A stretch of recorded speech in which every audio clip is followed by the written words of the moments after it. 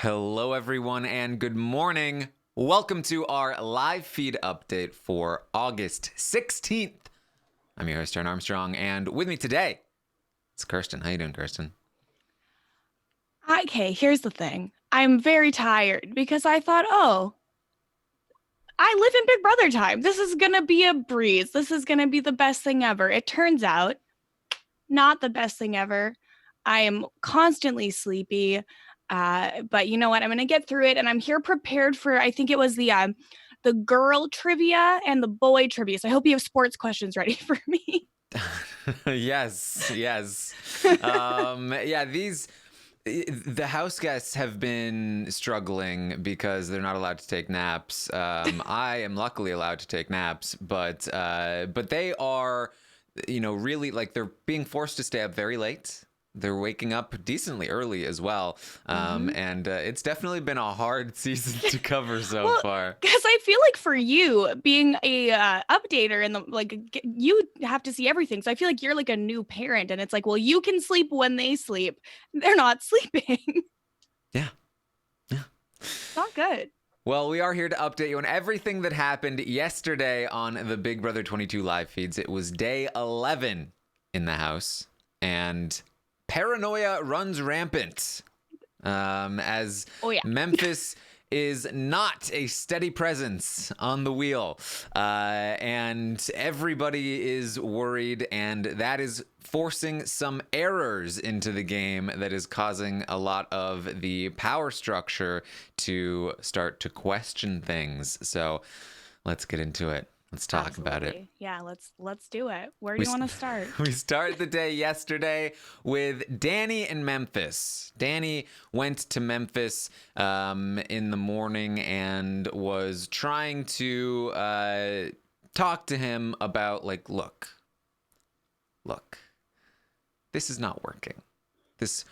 We need to work on our communication in this relationship, because I'm feeling very unappreciated, very unloved. An alliance needs to talk. We need to discuss what the best options are for the group. And I just feel like if we do that, then we can work this out. And Memphis is like, no, you don't understand. You're the one doing it wrong. We shouldn't have to talk. You guys just need to chill. Just be okay. Just chill. Why are you being so weird about this? It's like, I feel like we have to talk about this every single season, where obviously the ideal is to have an alliance that no one knows about, that you don't need to check in with each other constantly, because you kind of know you're on the same page. But those type of alliances require check-ins when other people don't know about them. So I don't know. Memphis just wants the not talking part, and none of the reassurance. It's like a very toxic relationship energy of like, I don't even know. I can't even come up with a good analogy right now because I get so mad every time I think about it. Yes. So then she go, okay, fine. We won't be talking. Fine. Like, okay, cool. Yeah, we won't talk at all. It's fine. Cool. Yeah, this is great. Good talk. Okay, let's move on to my next topic of conversation then. What about a backdoor plan? Kaser and Janelle, they're coming for us. One of them needs to go. We need to make something like this happen. And Memphis says, no, look, the thing that you don't understand is that they're just running around. They're harmless. You don't need to worry about them. We don't need to do anything about that. We just need to chill. I just need to stop worrying and love the Kaser and Janelle. That's what we need to do. And Danny's like, well, they've specifically named 4 people in our alliance as people that they're going after. I think we should be worried about this. If there's 2 of them, that's a better chance that they'll get power, that kind of thing. Memphis is like, they don't know the other 2 people in the alliance. Like, they don't even know the other 2. They only know 2/3 of the alliance. It's fine. Like, we don't have to worry about that. Yeah, it's not like they have all 6 of us. Like, hey, 2 of us will be fine. So it's cool. Oh, am I one of the people that they don't know about and they're safe?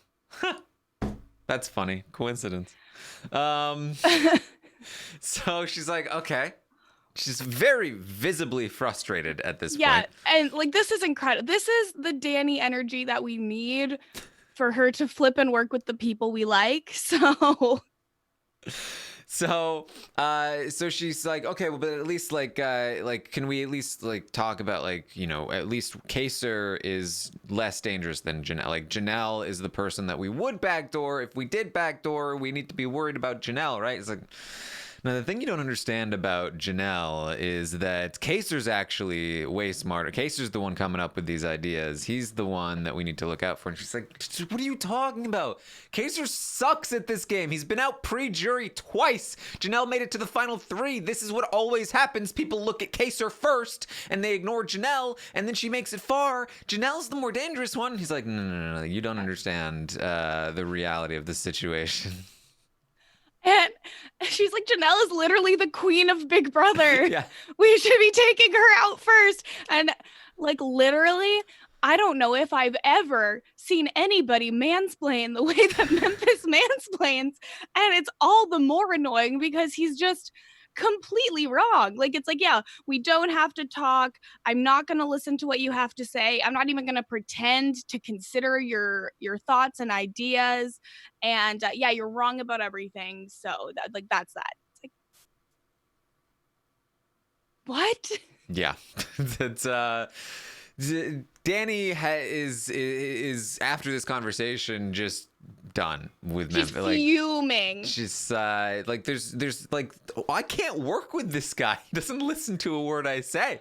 Well, it's like, and you just can't, like, an alliance that's built on just like the necessity of being together rather than having anything in common, any sort of, you know, strategic conversations, any sort of bond, like that's just not something that can last. You're not going to be able to work for 99 days with someone who doesn't listen to you or value your input or anything like that. Like, it's just not something that can work. Like, the most successful alliances come from people who have, you know, good strategic discourse and actually get along. Mm-hmm. Yeah, and you know, throughout the day, there's going to be a lot of complaining about Memphis in his the other 5 people in his alliance, and they talk a lot about like Dan, like oh, like no wonder Dan wanted to work with this guy.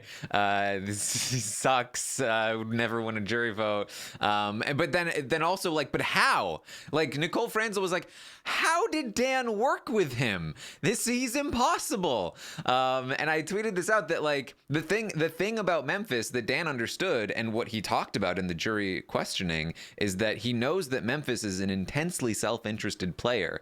And if you understand that, then you know why Memphis would never in a million years backdoor Janelle or Kaser. Because it's not good for him personally, and he's not seeing the damage that it's doing to his personal game by ignoring you. He's only looking at it from the like non-emotional chessboard way of looking at the game like, no, it doesn't make any sense for me to take out my own pieces here, so I'm not going to do it. And they keep trying to like propose this idea to him, like, you need to do it for the group, you need to consider our feelings, you need to like help protect us, and that's just never going to work with Memphis. Well, and what he's not seeing on his little chessboard is that, okay, well, he's going to not worry about these 2 pieces here, and it's just going to cause these other 5 pieces to come for him. So it's not even a good self-interested move. He just can't see the whole board. Exactly. That's like, exactly. He ignores the feelings side of it. He cannot see the forest for the trees. I talked about this last night on the roundtable, but it's like, it really feels like the mist that Dan used on Memphis to get him to suck at jury management so much at the end of Big Brother 10 still hasn't worn off. I think sometimes that on certain types of people, a good mist could be lifelong. He just, and like Cody's cologne. Yes, exactly like Cody's cologne. Oh God. Yeah. What a mess. So, oh no. Bailey is going to have a conversation with Janelle in the love room, the showman's room, and they do their workouts a lot together. Like that's their sort of like hangout time, which like I don't know if they think it's slick, but They it's probably do. They probably not. think it's really slick. Hey, you know what? It's going to work really well. We'll just work out together. That is an hour a day that we can spend just alone, just hanging out. And we just tell people we're working out. It's fine. No one will see a thing. Yeah, it's like the most obvious. Everybody knows how close Bailey and Janelle are because they spend they're like, you spend hours in that room with her every day. We're just working out, We're okay? just working out. We're working out. Who is that an impression of?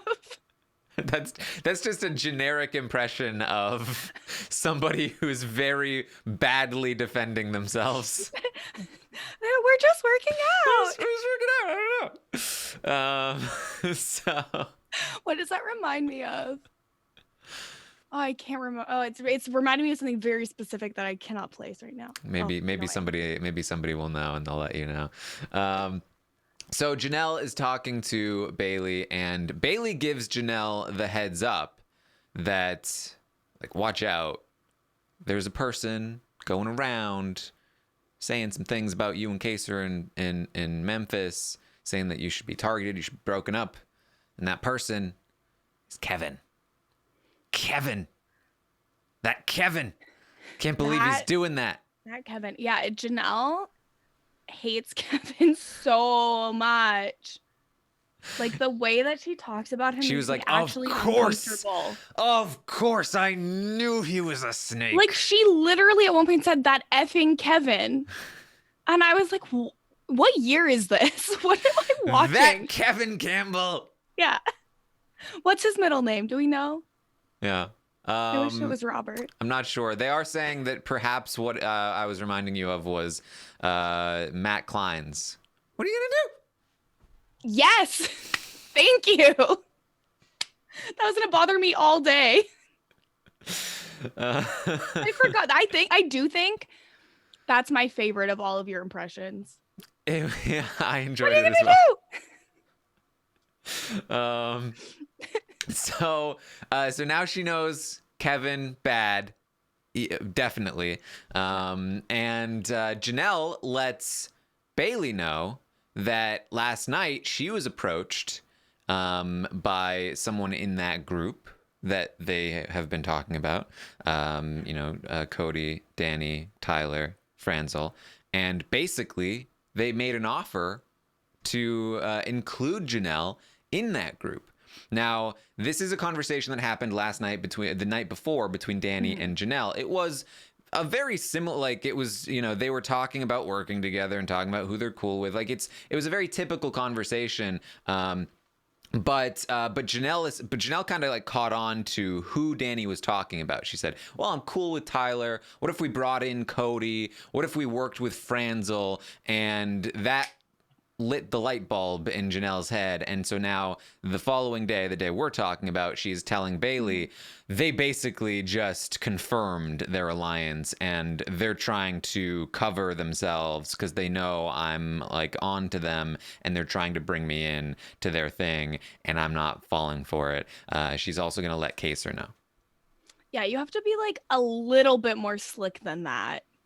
Like you can't just list, 4 to 5 people and be like, yeah, I feel great about these 5 people, third of the house, feel great about them. It's awesome. And it's like that's going to send light bulbs for anybody. It's just, you can't be like, oh yeah, I love these 5 people. And this is really going to be a problem. This is because I've been talking about all season long, like the difference between, playing hard and playing messy. And I don't think you play too hard. I think you play too messy. And This is where Danny has gotten messy. So I think that there's like a third step. I think there's like not playing enough. There is playing too hard, but I feel like that's just not what's happening in this season. Like, I do think that still exists. I just think that it's very dependent on the house dynamics. I think that like the reason I think that once you go to a certain point, you're just down. Now you're just being messy, because playing hard includes, like, I feel like playing very hard includes the idea of, well, I shouldn't talk to this person because I know game wise that it won't work for me. So I'm playing the game hard instead of just kind of letting myself go, like, oh, I'd naturally want to talk to this person and tell them things, but no, I need to game and not do that. So like gaming hard is like always making the right choice. Gaming messy is now going crazy with too many things and not reserving where you should be reserving, and stuff like that. Okay, I just feel like there's another layer that needs to be added to really get all of the nuance. I don't like disagree. I just think there's one more step that we need to add in. I think that would be a really good off-season podcast. All right. Stay tuned. So that's so Janelle talks about that with Bailey and Kaser. Danny is going to talk to Nicole Anthony, and she's going to ask Nicole Anthony about Janelle. Nicole is now on this kick of, Janelle set me up.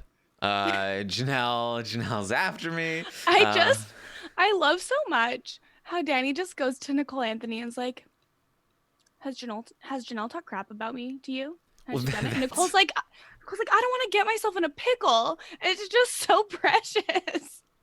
So Nicole has been, telling Kevin, like, oh yeah, Janelle came up to me yesterday, or earlier, and was like, hey, how do you feel about Kevin? And because after Janelle found out about Kevin, she went to Nicole and she was asking her about Kevin, and she was like, I mean, I don't know, we're close. And like, how close are you? Does he say anything about me? And Nicole was like, no, never. I've never heard him say anything about you. Definitely not for hours yesterday. Like, not at all. I feel like it's such a recurring thing for people to be like, okay, but what about Kevin? We need to talk about Kevin, like, right now. And it's like, yeah. Is that really what you need to talk about right now? Because I don't think that's what you need to talk about right now. Well, so you have bigger problems. Nicole ends up telling Kevin, she tells it like this. She goes, Janelle came up to me and she was like, how do you feel about Kevin? Oh, has Kevin said anything bad about me? And I was like, oh no, I haven't said it. I don't think Kevin has said anything about you at all. And then she was like, are you sure? And I was like, yeah, totally sure. Like, do you think you have him? I mean, I hope so. I mean, I would hope that he votes for me. What is this old lady impression? That's Nicole's impression of Janelle. Sure? Yeah, I know. It's so funny. Like, I like every time you see her being like, and then Janelle said, do you have him? Are you sure? And it's like, I think we're really getting into parody form at that point. Oh, and now we're in parody. We weren't in parody before. I was very realistic. Yeah, no. Taryn is a very serious you have method gone into actor, impressionism. And I took it too far. Yeah, look, I am like, I take a lot of painstaking efforts to be very true to life, and I feel like you're taking a lot of liberties here. I literally feel like you're gaslighting me right now. I mean, maybe. I'm whatever. It's 8:30 in the morning. Yeah. I don't even know what's happening. So Nicole is talking to Danny, and Danny is essentially like, man, can you believe that, Janelle? Like, what do you think she's doing next to you poor thing? And Nicole's like, I don't know. Like, if I think about it, I really don't even understand, like, why she's doing any of this, or wait, what is she doing to me again? And she's like, well, if you think about it, either she knew about it ahead of time or she didn't know about it ahead of time, but either way, she's lying to you. No matter what, she lied to you. if you think about it. And Yeah, Nicole's like, there's no other way to think about it. either way of which? No, yeah, you're right. I mean, definitely she definitely lied to me at some point, so you're totally right. Well, Yeah, 'cause screw it's Janelle. like in that situation, what is she even supposed to say? Like, you can't even really ask for follow-up questions or anything like that because it's like, what information are you gonna get? Yeah. What are you gonna get from that? So and like Danny is really like she's also like she's taller than Nicole. They're like sitting, but like she's you know she's higher up and like she's looking down at Nicole. And it's like a vulture like approaching her Oh my prey. God. She's just like so now that we're definitely we both agree that Janelle is terrible. She said anything about me? Nicole's like, wow, well, I mean, she said something, but I mean, like, what she says is that she really likes you, but it's really Kaser tells her that like, oh no, we can't trust Danny, like, don't trust her so much, and Janelle's like, oh golly gee, like, oh man, that sucks. I wish I could trust Danny, but I guess we can't, Kaser. Like, as if anybody would believe that that is how Janelle is, like how she operates in the world. We know who Janelle is, and that is not how Janelle operates. Like Nicole Anthony's like, let me put a unicorn filter on this right now real quick. Let me be like, and Janelle is just so, she actually really likes you and she wants to work with you, but that Kaser gets in her head and she's like, I wish I could work with Danny. Like, what? Yeah. So Danny also is going to then talk to Franzel and tell Franzel about her idea of pitching an alliance to Janelle. That this, like, she is serious about this. She wants to say to Janelle, let's work with Franzel, let's work with Cody, let's work with Kaser, let's make an alliance here, and nobody will suspect it. And Franzel is like, what? That does not sound like a good idea. Are you serious? Oh my God. Come on, Danny. That's a terrible idea. No, you shouldn't do that. And I have to say, I agree with Franzel on this one. This is a bad idea. But Danny just what Danny does. Like, this is what Danny does. We all knew this going, like, people were getting so upset. Oh, what is Danny doing? I can't stand her anymore. And I said, I'm still a Danny fan. She just keeps hurting me personally. Okay. And now she's doing exactly what that Danny thing is, where she gets annoyed and she's like, I got to find a different way to do this. You want to know my Danny theory? I would love to know your Danny theory, please. Way back when, in season 8, okay, Danny and her dad were playing the game, and a banner plane flew over their heads, and they realized, oh my God, Eric is a rat. Eric is terrible. He's against us. They tried to get him out, and they couldn't. And then after they tried to get him out, he came back to them, and he worked with them. And it was like, whoa, all you need to do is approach someone with a deal, and they just work with you again, even if you tried to get them out. This is amazing. And so for the rest of the game, they're just like, poof, we just succeeded so well because we were able to work with Eric after trying to get him out. We are amazing at this game. But Eric was being controlled by America. Yeah, and I feel like they found that out, but I feel like just the memory, the muscle memory of playing the game still like was ingrained. And so you go to season 13 and she tries to get Rachel out. And she fails. And then she goes to Rachel and she says, hey, Rachel, let's work together. We can make a deal. And then Rachel turns around and she gets her out of the game. Because that's what happens when they're not America's player. Okay, but I feel like it is a very Donato move to just completely selectively forget about the America's player portion of season 8. We've seen it before. Yes.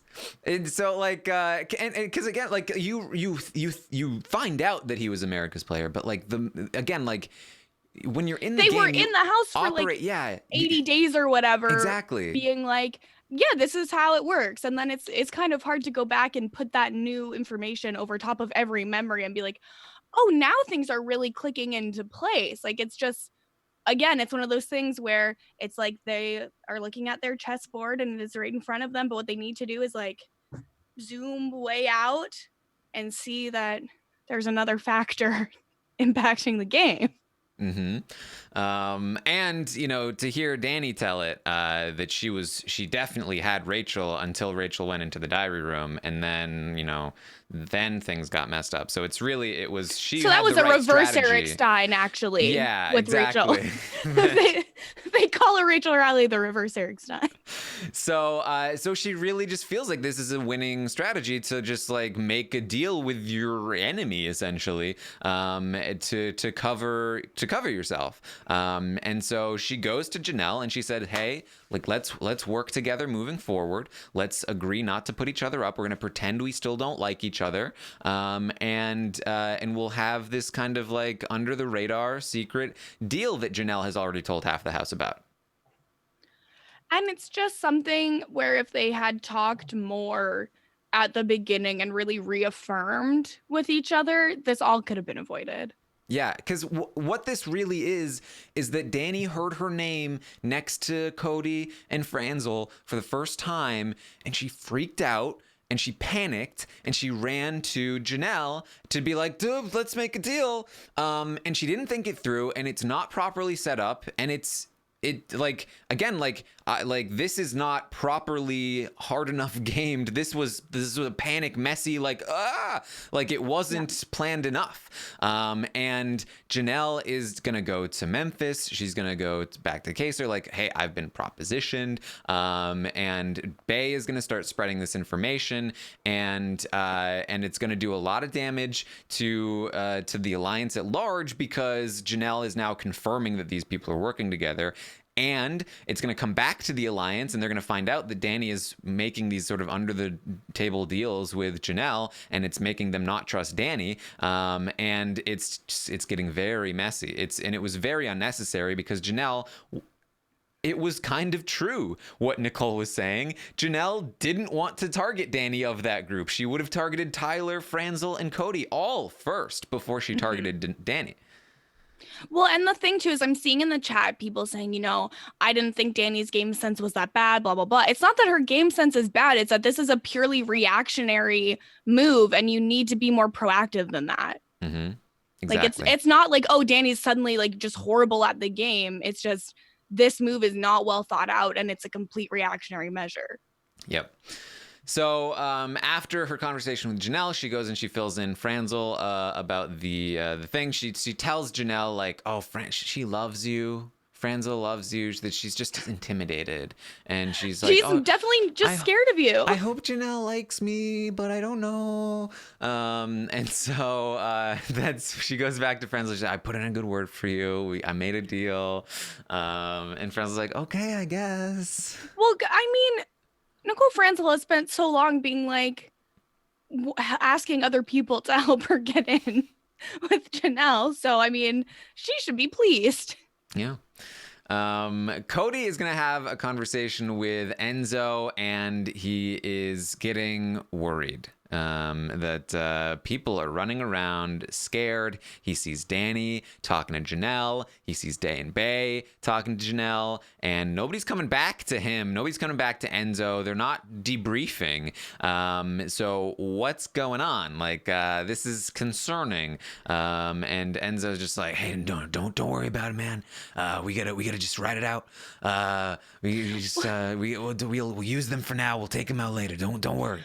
Well, and see, like, for Cody, he's always played with like a very strong, like, overbearing presence in the house to kind of help maneuver things the way that they like should be going.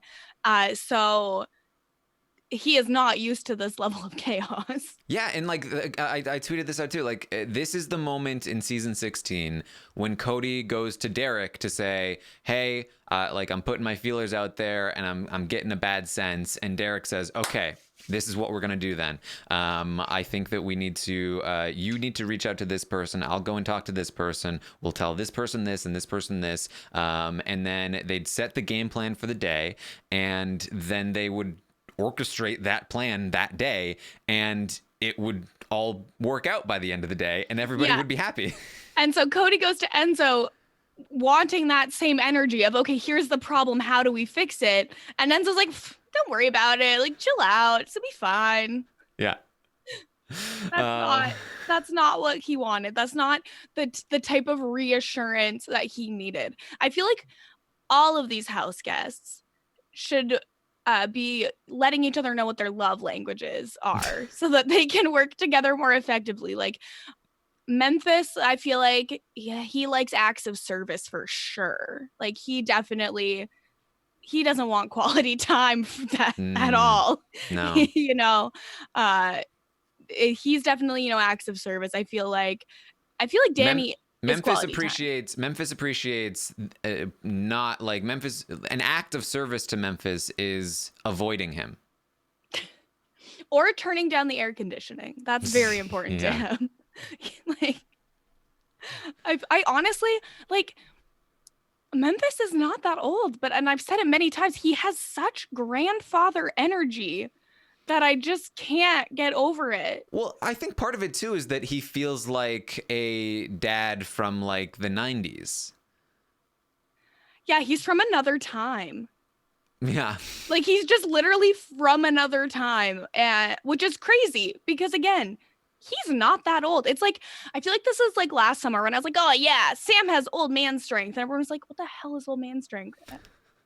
No. Memphis has grandfather energy. I mean, you don't see it yet. He does seem to have some strength, though. We'll talk about that later. He does have old man strength also. I you know what? I'm going to plant my flag on that one. All right. So Kaser talks to Janelle, and after another failed attempt at getting Memphis on board with them, Kaser's just going to be like, look, we just have to work around him. Like we just need to ignore the Memphis side of things for now. Try to build up our group, and then ask for forgiveness after, and tell him we've got a group now. You got to join us. Like get pulled in by us because we've got these people. And so they're going to start to work on trying to build their forces. They want Bay and Day to join them, and they want Nicole as well. Now they don't have any of those people right now. No, it's like I feel like Janelle and Kaser talking game is kind of like when you're like sitting with a friend and you're like, okay, but like, what if we won the lottery? And what would we do with $100 million? But I think it's more like, this is the winning lottery ticket. We have it for sure. We haven't checked it yet, but we definitely have got it. Now what? Okay, yeah. And they're like, okay, so what are we going to do with this $100 million? Yeah. Okay. Yeah. I'm okay with this adjustment. Yeah, that's it. Like, it's just, okay, but like, they're like, we have the winning lottery ticket, but we actually haven't purchased a ticket. Yeah. Like, we can't win, but we have one already. So, and man, it is frustrating because like, if they could just like, cause I know everyone's mad at Kevin because Kevin is mad at Janelle and Kaser. But like Janelle and Kaser were targeting him. They started it. Yeah. And Janelle, today, the day we're talking about, still talking about Keisha. Still, like, I know this is probably getting annoying, but it would be so much easier if Keisha was here, Nicole. Well, yeah, and it's like, I don't understand what people want. Like, if someone kicks a dog, you don't want the dog to go back to them. Like, let Kevin live his life. They started it. They kicked him. He should be allowed to bite them. Kirsten, advocate of 2 eyes for 1 eye. I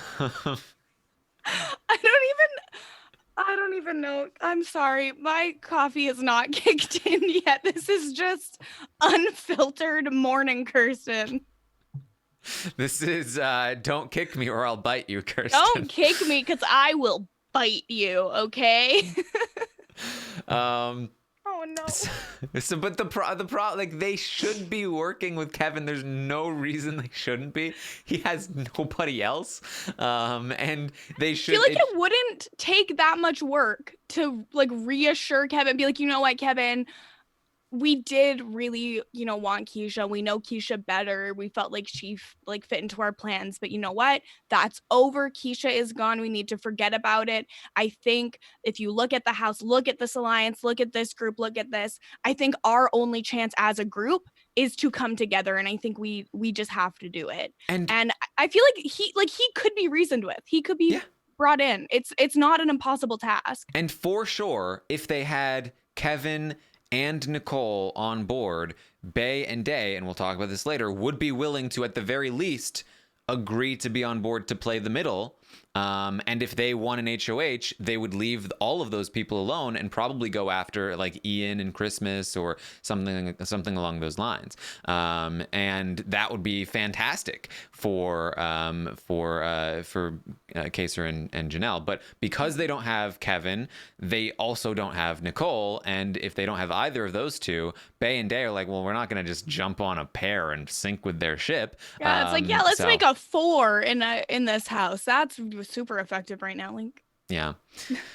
So the feeds are gonna come down for a bit. They pick the veto player. They already picked the veto players at this point.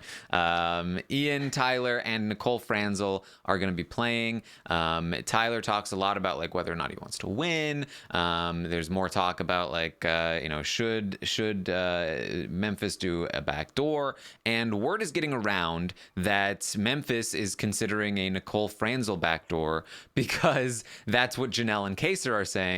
Even though he emphatically told them no, they said that they're trying to work on it and they think they can make some progress. And so it's getting around that, hey, Franzel might get backdoored.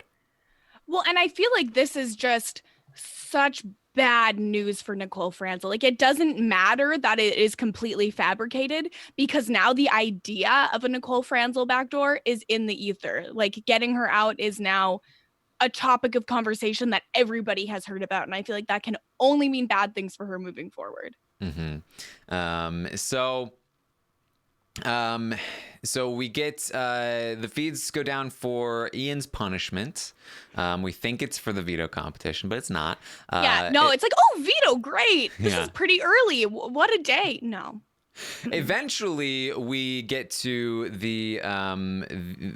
see Ian's punishment, and it's kind of like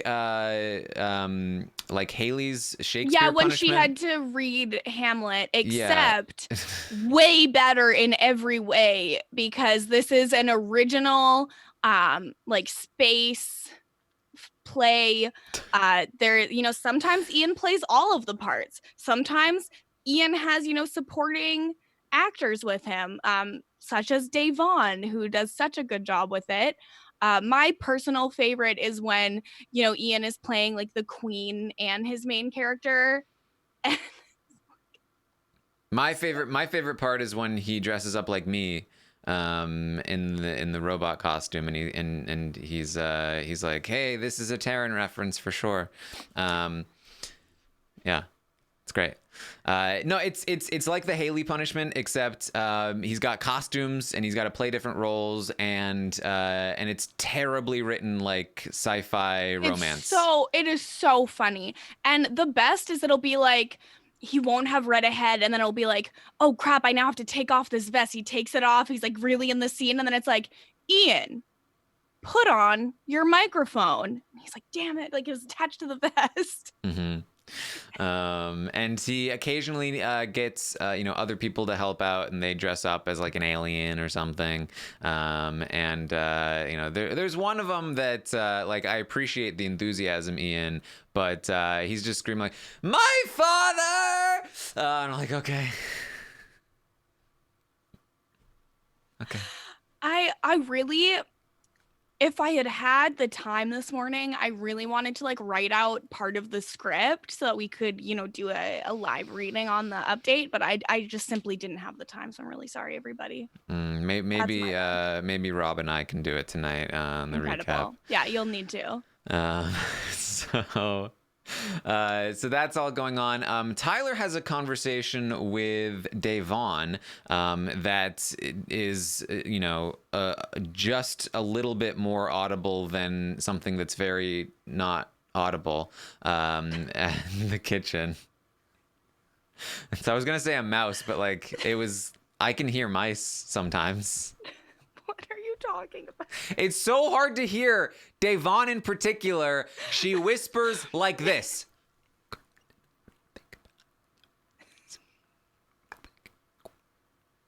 I could see you playing Big Brother with Damon, and she's like, "Oh, why is there something going on, and you need to," and you're like, "What?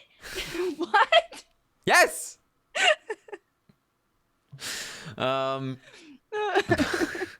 But they talk at the table, and essentially, what's going on? Davon asks him if he's in with Janelle, and he's like, no.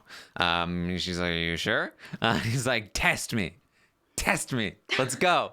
I'm not with Janelle at all. She's like, okay, I'm gonna tell you some things. And she lists a group of people. She says herself, Bailey, David, Cody, Danny, Franzel, and Enzo, not Franzel. And she's essentially proposing that those people work together, and Tyler's so in on that. That's a good group of people. I think that I'd definitely be down for that. I'm still can't stop thinking about the mouse thing. I'm sorry. I'm really sorry. Look, when the season's over and Davon is the winner of All Stars, and we have her on to do a deep dive, I am going to get a clip of a mouse making noise, and then I'm gonna ask her to whisper, and we're gonna do a side-by-side comparison, and I will be proven. I will be vindicated. All I'm hearing is Davon, the winner of All Stars, and she was my winner pick. I just love being right. So this is great. This is incredible for me. Win-win. It's a win-win. I have no complaints. Yeah. Enzo's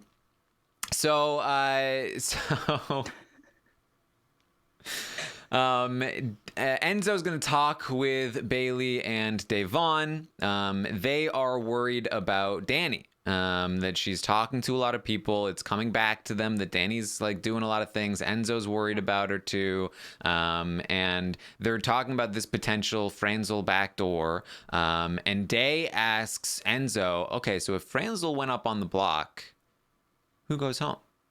Franzel, David, Franzel, Nicole. And Enzo's like, I don't know. Whoa, what's best for our game? And they're like, well, we want to know your opinion. I don't care. Enzo's like, I've never had to do this before. What are you doing to me? How dare you? If you want Franzel to go, she can go. I don't care. And they're like, okay. And I thought they were really grilling him, and that he failed their test because he was clearly making this up, that he didn't want to say a name, he just wanted to say what they wanted him to say. But after this conversation, they were like, well, Enzo doesn't care if Franzel goes, so it's like, oh, okay. Good job, Enzo. Is more on another planet than Ian is during his punishment. He's just so Enzo is just a different breed. Yeah. So special. Tyler's gonna talk with Bailey. And they talk for a little while. He tells her about the Davon proposing this 7-person thing. She keeps saying, okay, that's 7 people. And he keeps saying, so 6 people, right? She's like, no, it's 7. And that's because Tyler likes 6-person alliances, okay? Yeah, right. But it's also because Tyler doesn't want Danny involved. And that's in part because of, part of this conversation. It's getting out that Danny brought up his name to Janelle. And so she asks him how he is with Janelle. And he's like, I don't know where this came from. I never talked to Janelle. I'm not with Janelle. And Bailey says, well, I talk to Janelle a lot. And the problem is that she doesn't like the same people I like. And Tyler's like, well, who does she like? She says she likes Memphis, Kaser, Christmas, and they want Nicole. So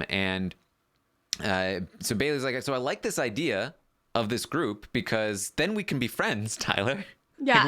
We don't have, if we ended up on the wrong side of each other, it would be awkward. And he's like, we could have been friends anyway, but she's like, but it would have been awkward. Yeah, it would be awkward, but it would be like a little bit more powerful. Yeah, well, so Bailey warns him that, okay, so what happened is Danny went to Janelle and said that she has you. And so Janelle feels like you guys are working together and on all of this. And so he's like, Danny. She also lets him know that Janelle told her that the plan was for Franzel to be backdoored. And he was like, well, is that a Janelle plan or does that come from Memphis? And she's, I don't know. Yeah, that's the plan. It's just in the ether now. Mm-hmm. Like, yeah, Nicole backdoor. Yeah. Nicole doesn't love it, let me tell you. It's a good conversation though between Tyler and Bailey. Yes. So Bailey is doing a really good job this season. She is. But her and Davon are in a tricky spot and they need to play this right because they're navigating a lot of tricky waters. And you know, people in particular, Cody in particular, they're seeing that, like, they're questioning things because they're openly questioning things, and that's making even Enzo is now like, oh, I'm getting worried about Day and Bay. And so they need to, like, I like that they're catching on to where the pieces are actually lying on the board, but they need to tread carefully, and I think they will. But it is a dangerous section of the game for them, I think. Yes, definitely. But I feel good about them. I have confidence in them. Like, I think that, you know, in other seasons with other players, it would be like, oh wow, yeah, they're in a good spot, but they just can't maintain it. But like, I do think that they could maintain it. Yes. So Tyler goes and talks to Enzo. He fills Enzo in on this idea of like a group. Of course, you know, Tyler's like, yeah, they asked me about you. And I was like, he's cool, but like, I don't talk to him that much. And Enzo's like, perfect. That's what I said. And I was like, you guys aren't in an official alliance together yet. Like, but Enzo says, yeah, they don't like Danny. And Tyler's like, but they're including her in this group. And so they're like, okay, well, let's go to them at some point and be like, let's not include Danny in the group. They do not want Danny to be a part of the 7, which will be a 6 if Danny's not a part of it. Yes, will be a 6 now. I'm curious. I'm curious to see how this shakes out more today. So feeds finally go down for the veto competition at like 3:30 in the morning or something. Yeah. And that's like Big Brother time, I think. No. It was like 12:30 Big Brother time. Okay. Yeah. So because I was like staying Eastern up time, being like, what's gonna happen? And then they went down and I was like, I'm going to bed. I'll catch up in the morning. Yeah. I gotta sleep.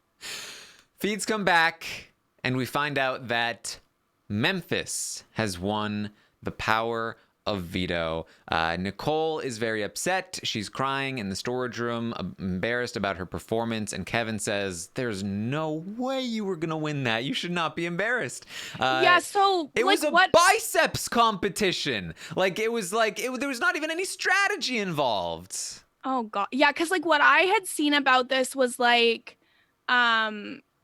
that it was a lot about like grip strength. And I felt very vindicated because I've long been a proponent that grip strength is something you should train when you're going on one of these shows. Personally, I don't love this outcome. I mean, but I guess like drama will result because, you know, Randall is concerned. Yeah, so Franzel comes in and she says that was nonsense. Everything weighed the same for all the players. I couldn't even hold up the ball. Yeah, I don't care for that. Yeah, and like multiple people are going to talk about it later as well. I think Danny says like there's no way a woman was ever going to win that competition. And like I woke up this morning, I was seeing all these tweets about like oh, a woman was never going to win. It was like super physical. I was like, all right, start up the complaining about physical competitions machine. Here we go. Well, and it's like I get like there's a place for a certain level of physical competition, but they need to be specifically balanced for the person competing. You can't just be like, everyone is lifting this level of weight, everyone is doing this exact same thing, because then it just becomes purely, okay, well, who is the like strongest? Yeah. And who can lift it's not even who's the strong, who can lift the heaviest, Who benches the most, who's got the heaviest deadlifts. Yeah, and like honestly, if that's what they're gonna do, then yeah, just literally give them like a squat rack, give them like a bench, and be like, okay, cool, let's see who can do the highest personal record on bench press, deadlift, and squat. Let's see that. Like, It'd be more entertaining to watch than a ball maze. Yeah, like if that's what they're going TV. to do, then just do that. Like, stop lying to us and acting like it's something else. Just do that. It's fine.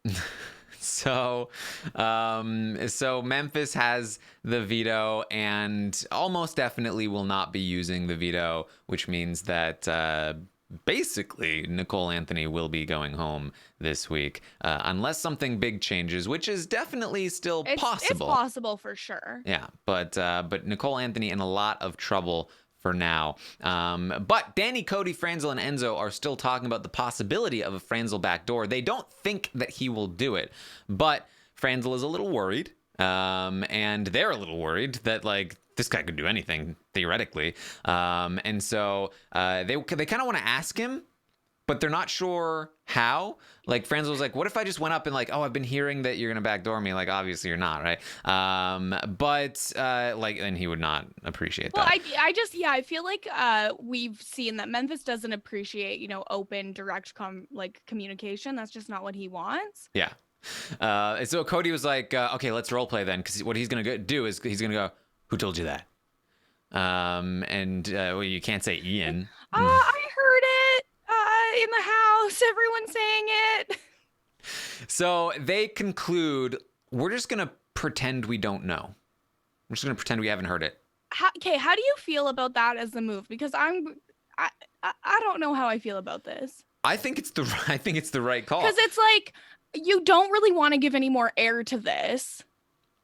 Yeah. And definitely not until after the veto ceremony, I feel like. And again, like, Memphis doesn't want to have to reassure people. And if he's getting the sense that his alliance is not trusting him and that they think that he might have actually betrayed them, then he might start thinking, maybe I should actually betray them. Yeah, that's true. You know what? If it was like with a better player, I feel like there could be more utility in actually talking it out and figuring out what's going on. But with Memphis, it's just not. Now, I think what they could do, I think the way that they could approach him is going to Memphis and saying, so Janelle and Kaser are spreading around the house that you plan to backdoor Franzel. Clearly, they're off their rocker. Like, they're still, going, they're still going around doing all this stuff. Watch out. Like, you know what I mean? Like a heads up that they're lying about you, and see where, and that might actually encourage him to backdoor one of them. Yeah, no, you're right. You're right. Yeah. So Cody's gonna let Christmas know he's really starting to get sketched out by Devon. That it seems like she's questioning things, and he keeps seeing her talking with Bailey. And then when he walks in, they like hush up. And they have they have the worst room.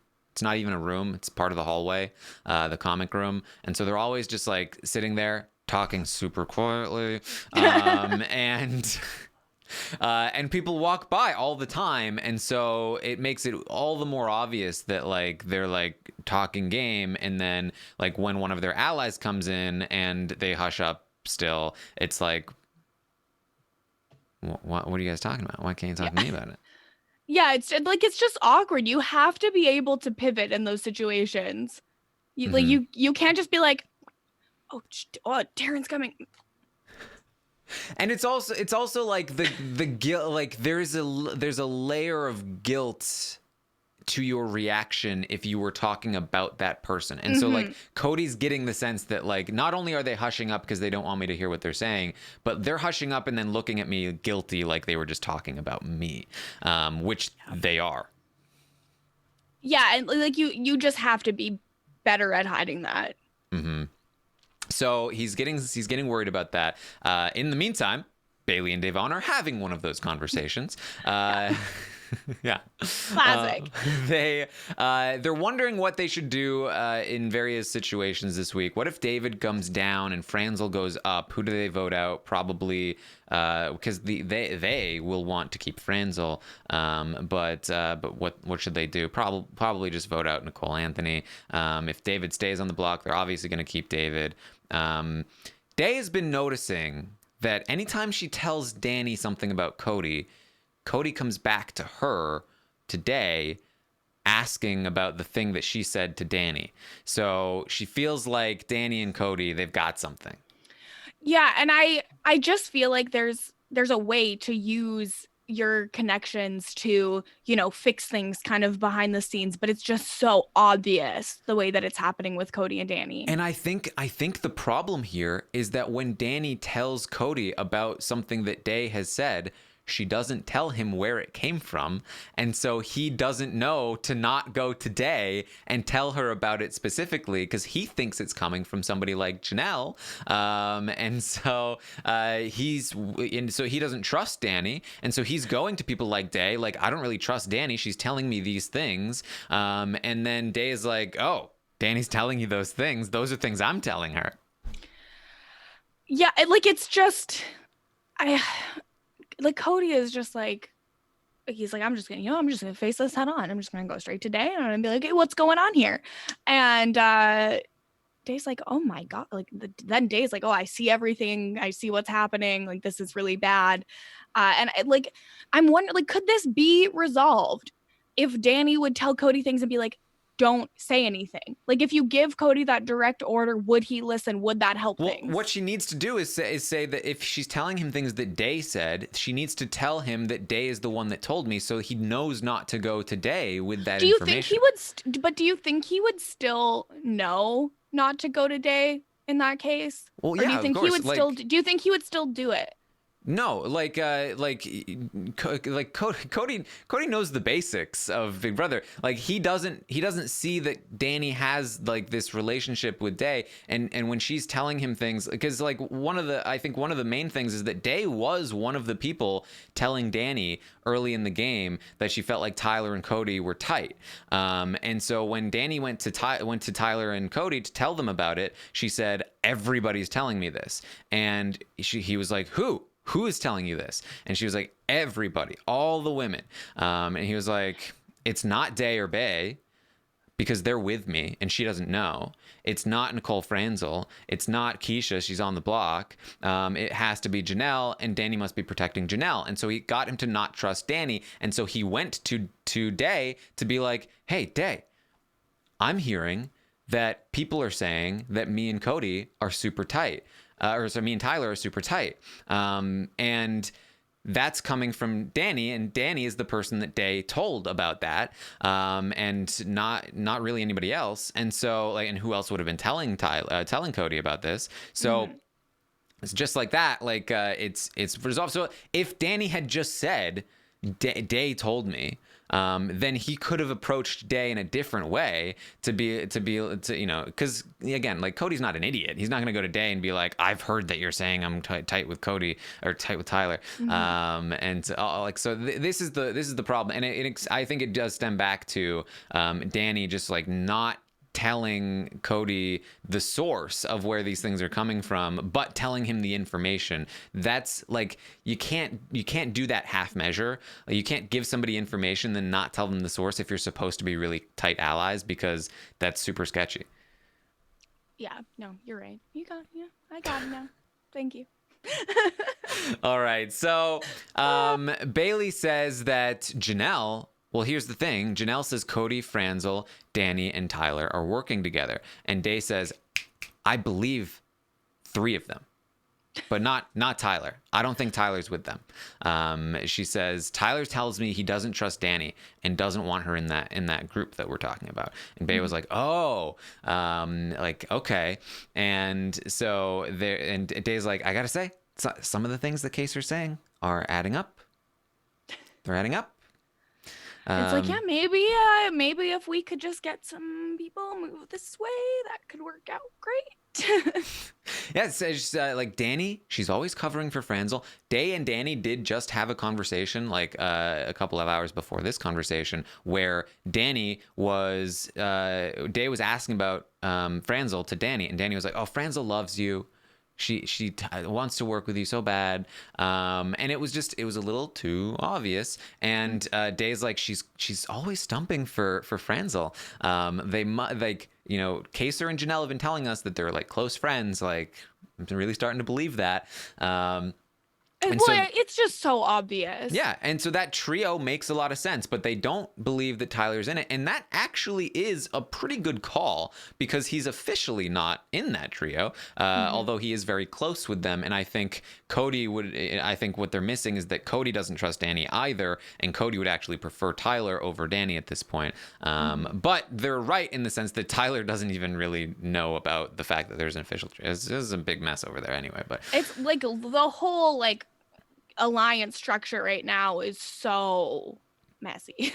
Yeah, and when we were looking at the alliance structure in week 1, or at least when I was, we were looking at like these 2 groups of 4 with Cody and Enzo in the middle, and then an outer layer of the Memphis group, and it seemed very well put together. And I thought, I wonder if this is a better way to maintain the bomb squad structure, because not everybody knows about everybody else. So maybe this will be easier to maintain. I think what we're finding is that it's actually more difficult to maintain, and they are not able to keep everybody from finding out about the others. And it's kind of like shaken up. Yeah, and I think that like it definitely is a better way to maintain that type of relationship. But then you throw in players like Memphis, and Memphis wants everything to happen through the game of telephone. He doesn't want to reassure people. He doesn't want to talk about it. Like, to Memphis, it's like, okay, we make an alliance, we're never going to talk again, and then it's fine. But like, we'll protect each other. It's whatever.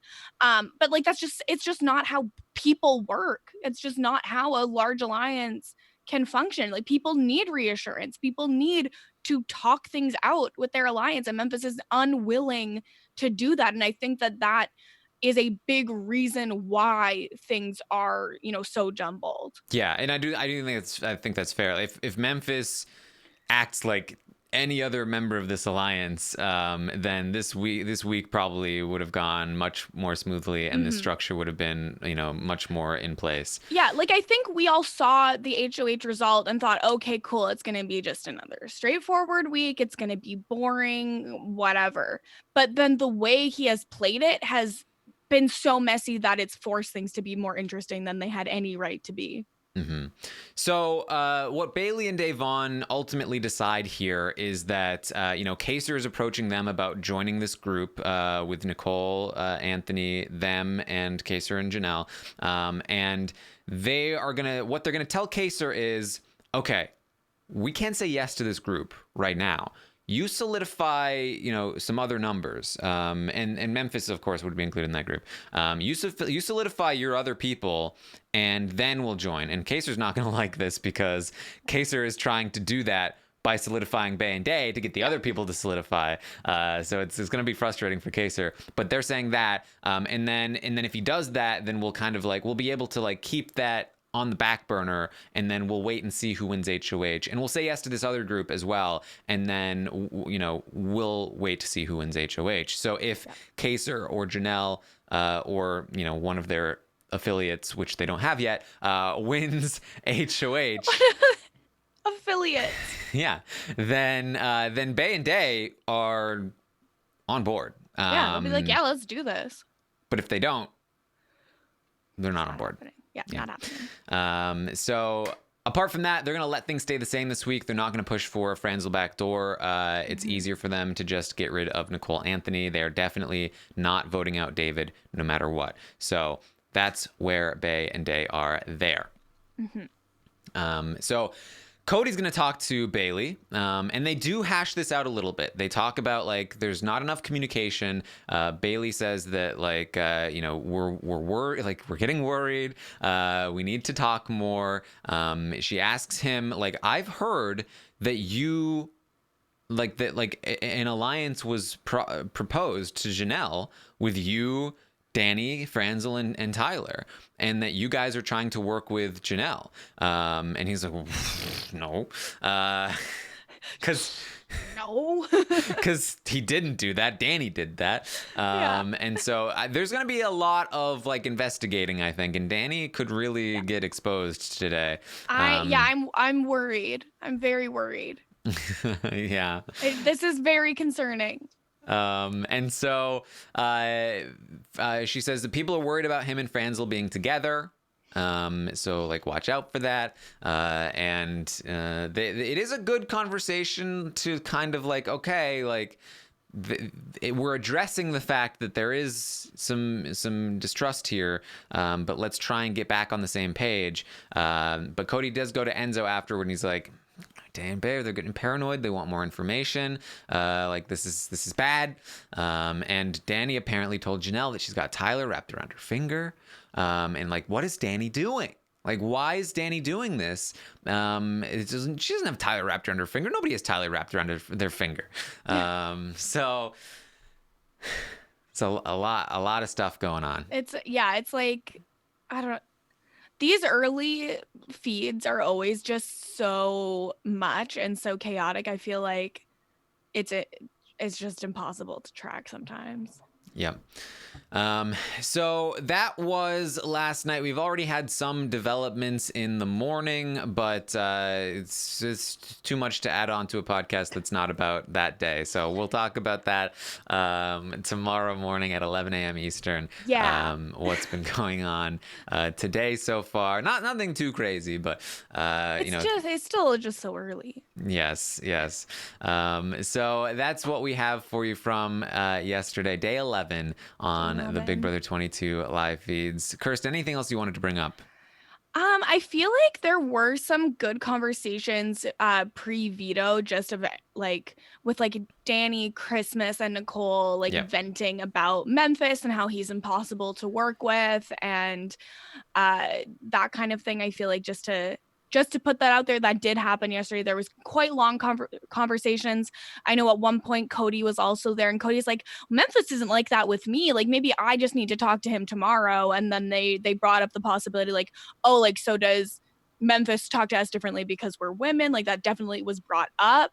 And so just kind of in case that has further relevance, I just want to have that on the record. And notably, Tyler the previous night had said that he wanted to talk to Christmas to make sure that she was not being influenced too much by Franzel. I did not see that conversation happen. I think that Tyler might have been busy with other things or maybe forgot. And Christmas is, I think, diving deeper and deeper into the Danny Franzel vortex. And so I think that Tyler is going to need to throw a rope to her at some point because it would be very bad for him if he lost Christmas because that's really his biggest secret weapon.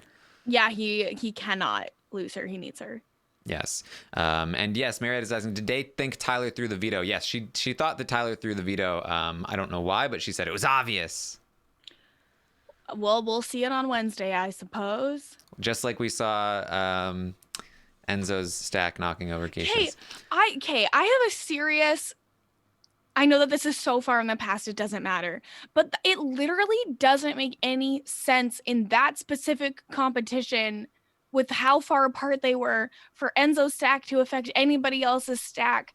And so my theory is that something Enzo did distracted Keisha and Keisha's stack fell over. I don't think it was, I think when it was just getting discussed in the house, it got turned into something completely different. You mean people on the internet misinterpreted something on the live feeds and then ran with it and went totally wild with it?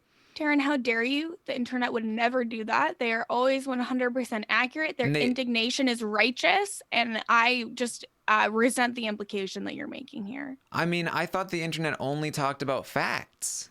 That's exactly right. Facts and science. That's what the internet's for. Okay. All right. That's what we have for you today. Kirsten, where can people find you? Yes, you can find me on all social media platforms at Kirsten Said What, twitch.tv/Kirsten Said What. On Kowski Cast, Mary has started releasing season 2 back coverage of our Riverdale recaps. I think the one she released last week I think we recorded it last July, so I feel like that's probably a fun time capsule for people to go listen to.